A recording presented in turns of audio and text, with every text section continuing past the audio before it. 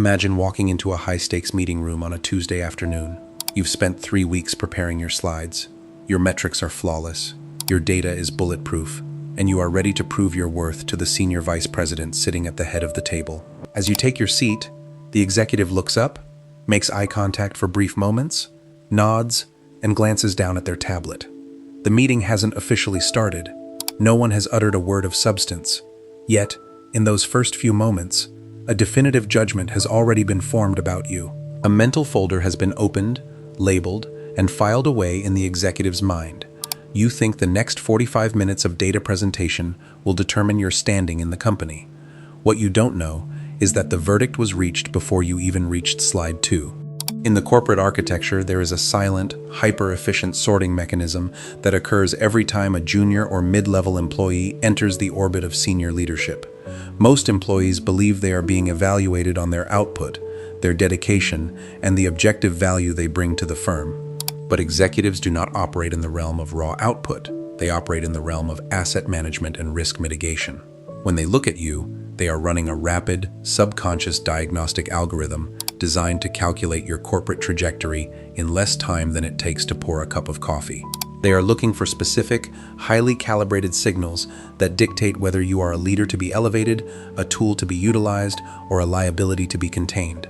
If you want to understand the hidden rules of work before they cost you, subscribe. The core delusion that keeps most professionals trapped in mid-management is the belief that executive recognition is a lagging indicator of hard work.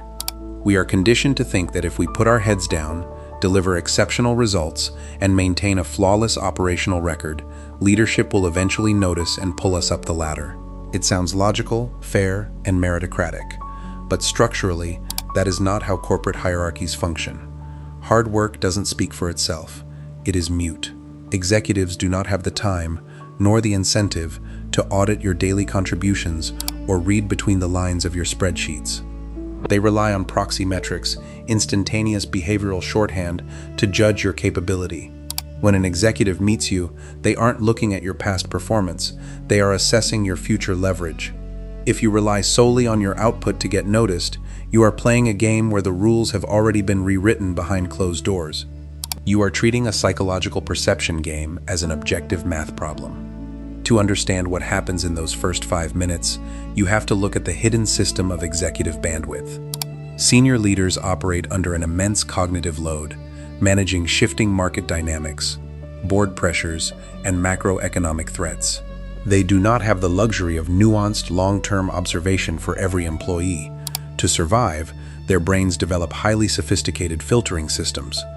They look at the organization not as a collection of individuals, but as a matrix of energy patterns, risk factors, and resource allocations. When you enter their field of vision, the executive's internal system asks 3 silent questions. Does this person carry themselves like someone who commands a room, or someone who is merely occupying space? Do they project the calm of a strategic anchor, or the frantic energy of an operational drone? Are they an asset to be leveraged at a higher level? Or are they perfectly optimized right where they are, doing the heavy lifting so the executive doesn't have to? The first signal they evaluate is your spatial and behavioral gravity. This isn't about generic advice like having a firm handshake or wearing an expensive suit. It's about physical and vocal economy. Most employees enter executive spaces with an underlying current of anxiety. They move slightly too fast. They arrange their notebooks with hyper-vigilant neatness, and they speak with a rising inflection that subtly asks for permission. To an executive, this high-beta, frantic energy signals low leverage. It reveals that you are reactive to the environment rather than a force that shapes it. Conversely, individuals who understand the hidden system exhibit an entirely different kinetic profile. They move with deliberation. They don't rush to fill dead air with nervous small talk. When they speak, their tone is steady, grounded, and devoid of the qualifiers that mid-level workers use to shield themselves from blame. An executive registers this economy of movement instantly. In their mental taxonomy, calm equals control, and control equals executive readiness. What makes this system even harder to see is that there is a second layer to this diagnostic process, the assessment of your structural compliance versus your strategic autonomy. In the first 5 minutes of interaction, an executive can easily tell if you are someone who worships the process or someone who understands the purpose behind the process. Most employees think showing deep reverence for company guidelines, internal bureaucracies, and standard operating procedures makes them look highly competent. They use the first few minutes of a conversation to highlight how closely they followed the rules to achieve a result.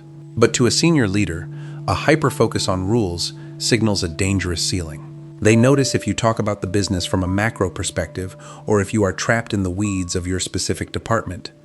If your opening remarks focus on tasks rather than commercial outcomes, the executive immediately classifies you as a permanent executioner of tasks, ensuring you remain locked exactly where you are. The invisible consequence of failing this initial 5-minute filter is catastrophic for your career velocity, yet it happens so quietly you'll never hear the door close. When you fail to project the silent markers of leadership capacity, you don't get fired. Instead, you enter the high-performing ghost zone. The executive leaves the meeting believing you are a reliable, useful piece of machinery.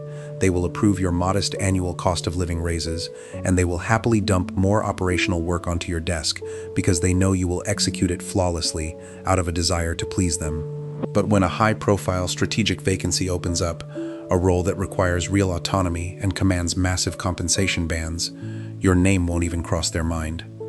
When HR asks the executive about you, the response will be a vague, polite dismissal. They're great at what they do, but they just don't have that executive presence. It is a corporate euphemism for a simple truth. In the first 5 minutes, you signaled that you were comfortable being a passenger, so they decided you should never be given the wheel. We need to reframe how we view every single interaction within the corporate matrix. The workplace is not a classroom where you are graded on the accuracy of your homework at the end of the semester. It is a theater of perceived value. Talent, intelligence, and loyalty are merely raw materials. They are completely useless if they are not converted into high-value signals that the hierarchy recognizes. The executive's rapid judgment isn't malicious, nor is it personal.